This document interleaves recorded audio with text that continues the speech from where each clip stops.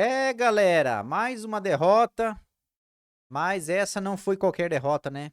Estava valendo o título, né, da Supercopa. E os Gambá venceu. Simplesmente eles engoliram o Flamengo com bola e tudo. Jogaram demais. O Flamengo estava irreconhecível. Agora eu quero ver o que o Felipe Luiz vai falar aí, depois de mais essa derrota, galera. Então vamos lá. Coletiva com o Felipe Luiz. Simbora. Ou seja, se desgastou bastante, tempos de férias bem semelhantes. Queria saber da tua impressão do estágio físico mesmo, comparando Flamengo e Corinthians, Corinthians e Flamengo. O que você viu nos duelos, nas brigas físicas contra esse Corinthians? E se esse estágio físico também do Flamengo, aí especificamente falando do Flamengo, ajuda a explicar essa sequência de derrotas e esse início de temporada em que o time parece ainda não ter engrenado ou atingido obviamente, o estágio de 2025. Obrigado. Quando a vitória não vem, ou melhor, o resultado não vem, se começam a procurar desculpas ou culpados, e não é assim. Os dois times estão num começo de temporada, os dois times estamos ainda alcançando a melhor forma física, mas a verdade é que a minha equipe acabou com um a menos o segundo tempo todo praticamente no campo do adversário. Então, se fosse a parte física, com certeza não seria assim. Segundo tempo com um a menos, a tendência é que o Corinthians fizesse 3, 4 e ganhasse com sobras de uma equipe que deveria estar muito melhor fisicamente, como você falou. E não é o caso. Eu gosto de ser muito frio e com as análises. Cada derrota que você falou tem contextos diferentes, todas elas. O jogo do Carioca teve um contexto de um time totalmente mesclado.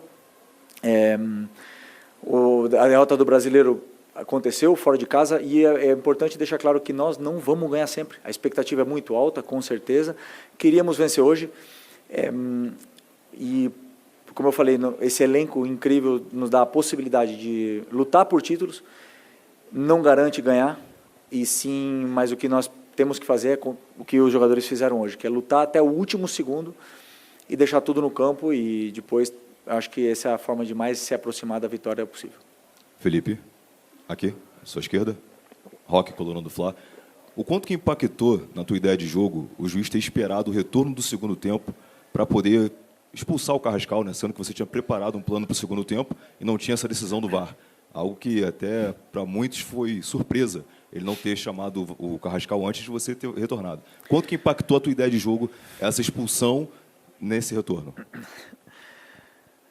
Nunca tinha visto isso na minha vida. Não sei se já tinha acontecido em algum outro lugar, mas nunca tinha visto algo assim. Porque os jogadores ficaram esperando no campo e voltaram para o vestiário como que o lance foi revisado.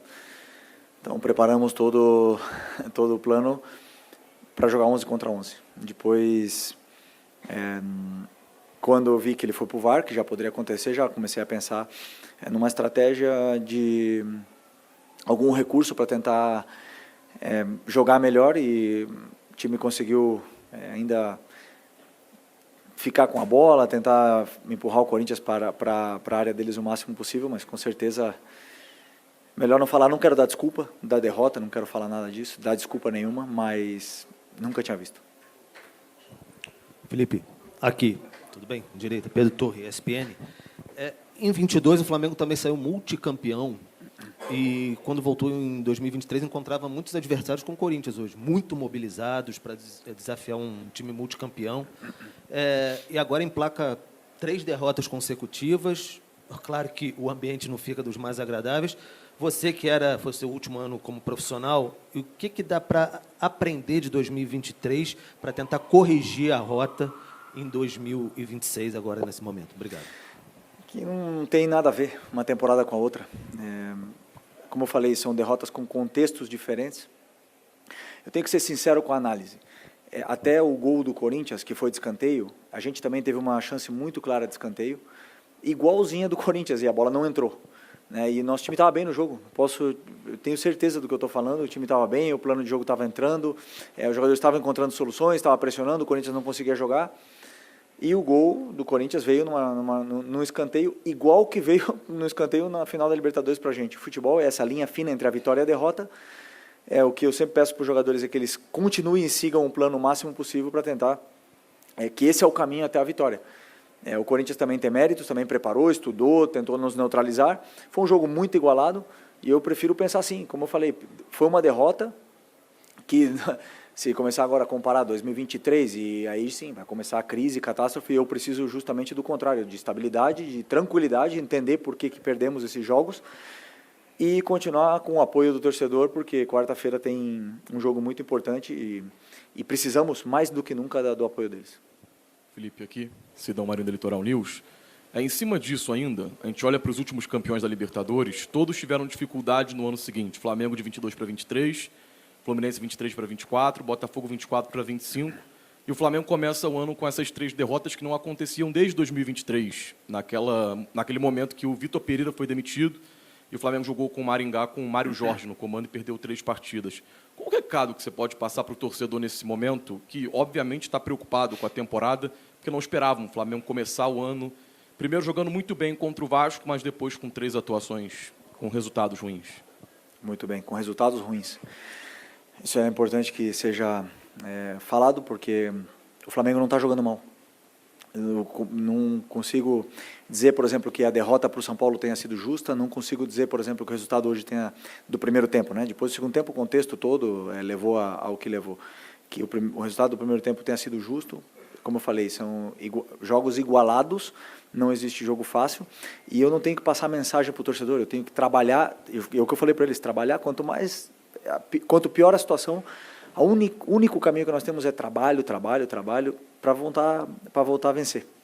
E o recado para o torcedor, ele tem que ser passado dentro do campo, com entrega, com dedicação, do jeito que está acontecendo agora. E tem que aumentar ainda mais. É isso que eu prefiro falar para o torcedor, que eles olhem o time dentro do campo e depois julguem. Felipe, boa noite. A gente viu hoje o Paquetá reestreando pelo Flamengo, né? Nesse retorno dele. Teve pouco tempo de treino, mas já pôde fazer essa reestreia. Como você disse, no segundo tempo, o Flamengo, mesmo com um a menos, empurrou o Corinthians, criou algumas chances, teve a chance do Pulgar e teve no último lance ali a chance do Paquetá, que poderia ter mudado o rumo da partida. Como que você viu esse lance ali de fora, conversou com o Paquetá? E sobre o Paquetá, como que você enxerga ele dentro desse time do Flamengo? Né? Um cara que pode fazer várias posições, você pensa em variar? Como que você está planejando aí a volta do Paquetá? Um jogador muito diferente, né? Muito acima da média.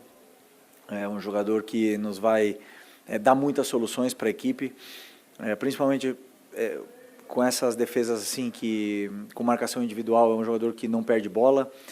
Hoje o Corinthians individualizou bastante a marcação. A gente sabia disso e, por exemplo, o Pedro foi um escape, era uma ideia ter um escape com ele o tempo todo, porque é um jogador que sustenta muito bem a bola, o Paquetá outro. Além disso, o Paquetá joga em várias outras posições e com o número de jogos e o calendário que a gente vai ter, precisamos desses jogadores que consigam fazer várias posições e funções diferentes, mas é um jogador que eleva muitíssimo o nível dessa equipe. Felipe, Raiza Simplício aqui.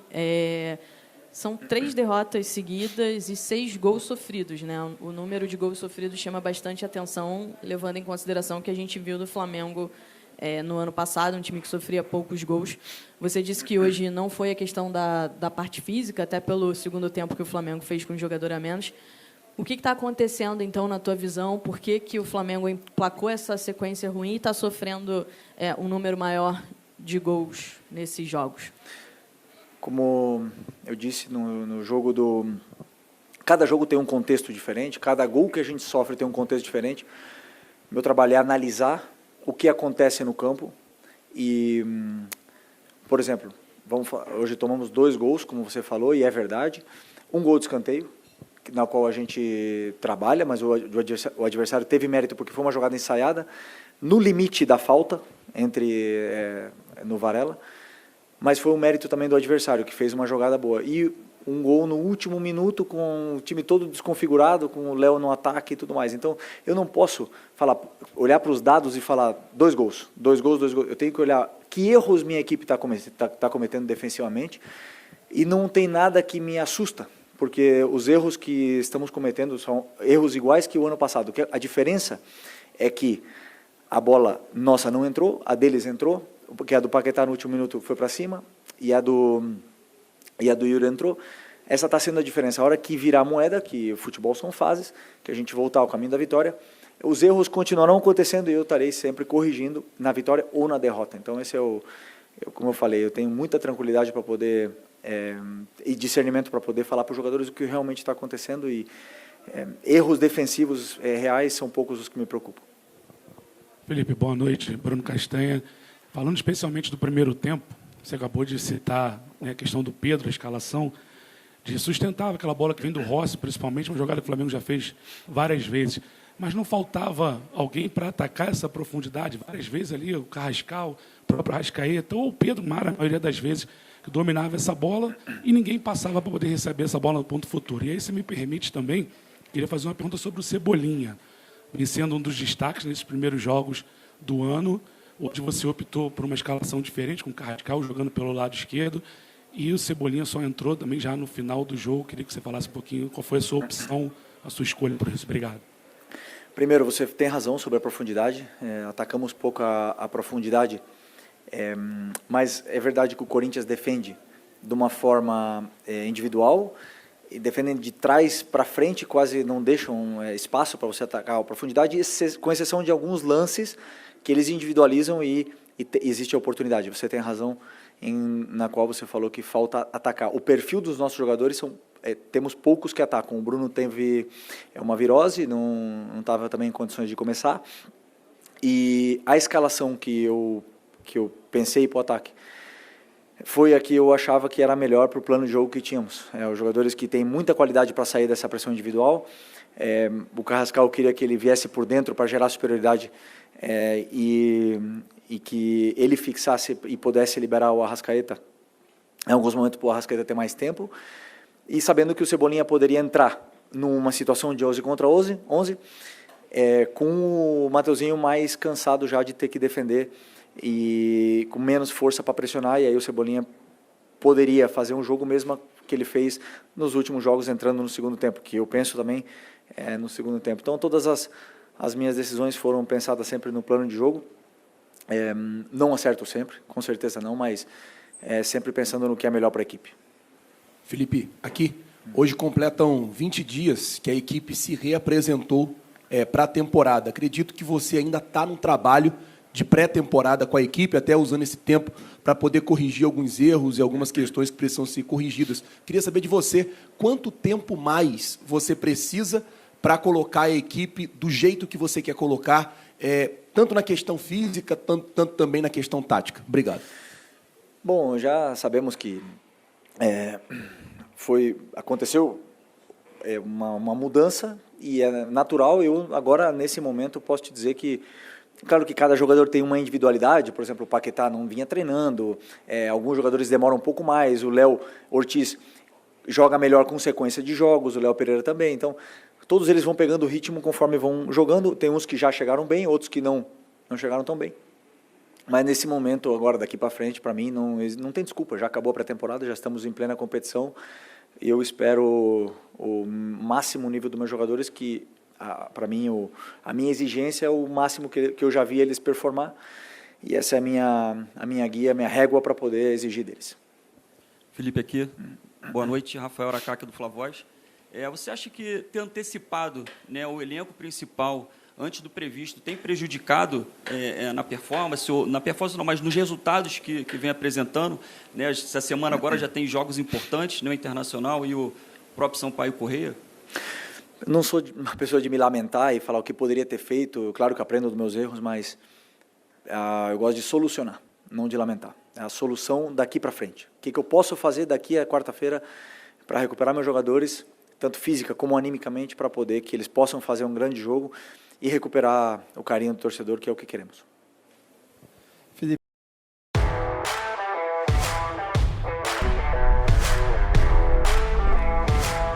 A questão física dele, que é o Alexandre, que chega à sua 4ª partida consecutiva. Enfim, teve jogo que ele jogou 45 minutos, 50 minutos, o jogo todo. como é que está a situação física na lateral esquerda, né? Porque a gente vê que não é tão comum o Alexandre, por conta da idade, por tudo que já viveu, ter uma minutagem tão grande assim. A gente tinha o Ayrton Lucas com a pubalgia, acabou entrando hoje no fim do jogo. Como é que está essa situação física, especialmente da lateral esquerda? Obrigado. Ele está bem, jogou os 4 jogos, não teve queixas. Achava que o Ayrton tinha que entrar porque precisávamos mais velocidade no ataque e ganhar mais um ataque já para todo risco, e por isso eu optei por tirar ele nos últimos 15 minutos.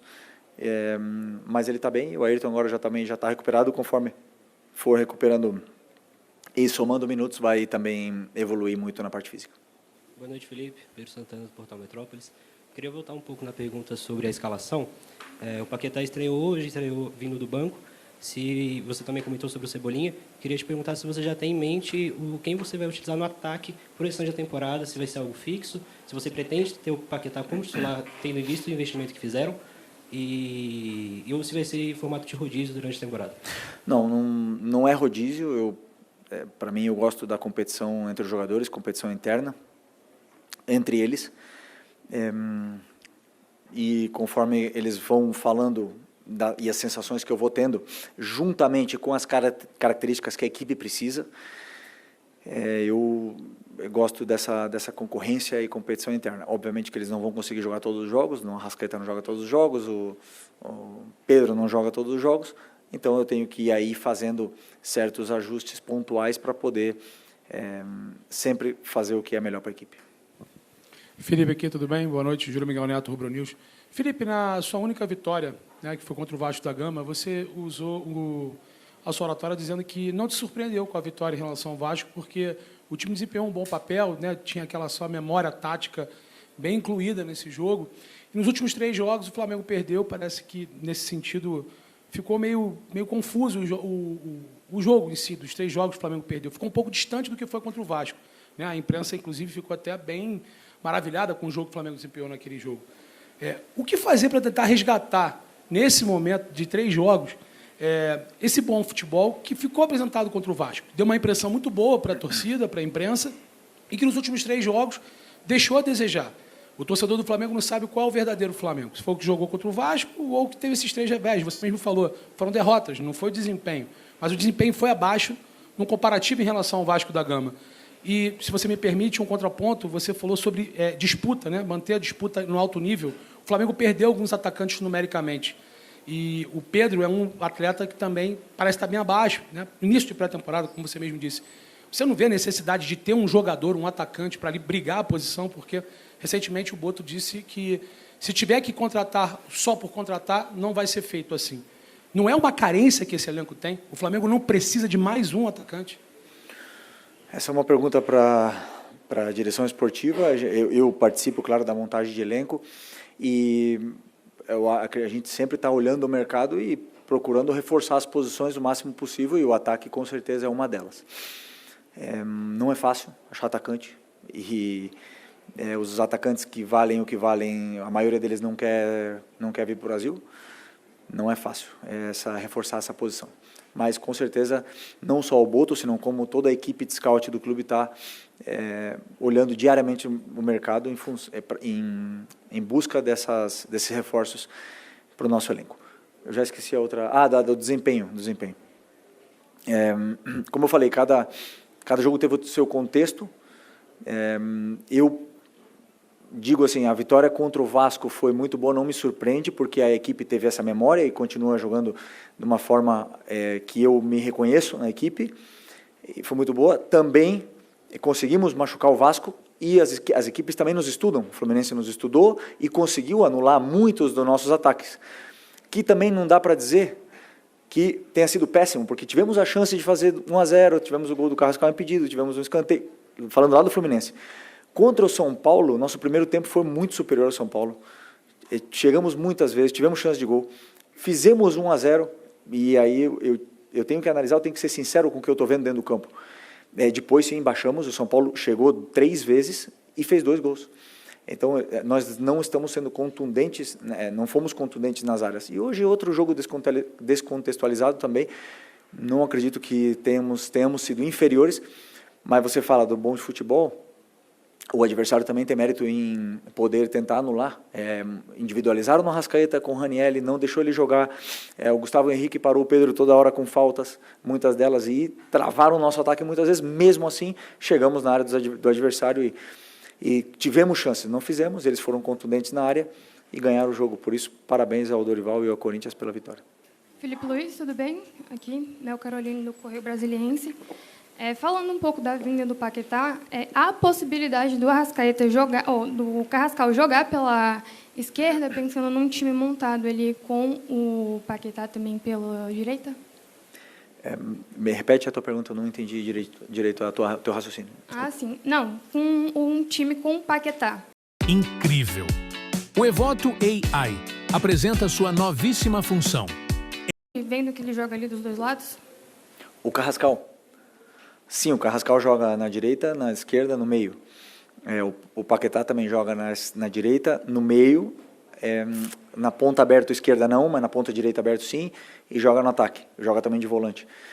São todas possibilidades para o treinador poder tirar o melhor rendimento deles. Obrigado. Boa noite, pessoal. Rapaziada, tá aí a coletiva de imprensa com o Felipe Luiz. Deixe sua opinião aí nos comentários, o que você achou do que o Felipe Luiz falou, se vocês concordam com tudo aí. O fato é que o Flamengo vinha até de uma vitória contra o Vasco boa, né, cara? Sobrando aí. E, de repente, depois contra o Fluminense, depois daquela derrota, o time simplesmente parece que desabou, né? Veio caindo de rendimento, né?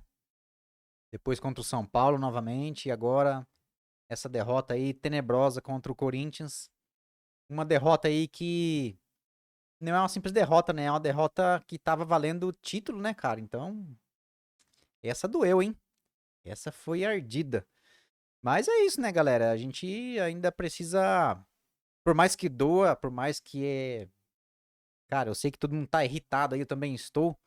Mas temos que apoiar nosso Mengão aí e dar um voto de confiança pro Felipe Luiz, porque a temporada passada foi incrível, foi maravilhosa. E eu acredito muito nele, acho que ele vai conseguir reerguer esse time aí. E é isso aí, juntar os caquinhos aí, galera, e partir pra próxima aí. Quarta-feira tem o Inter aí pelo Brasileirão. E bola pra frente. É isso aí, galera. Final de mais um vídeo. Eu agradeço muito a você que chegou até aqui. Não esqueça de deixar o like pra fortalecer o canal, pra ajudar a gente aí.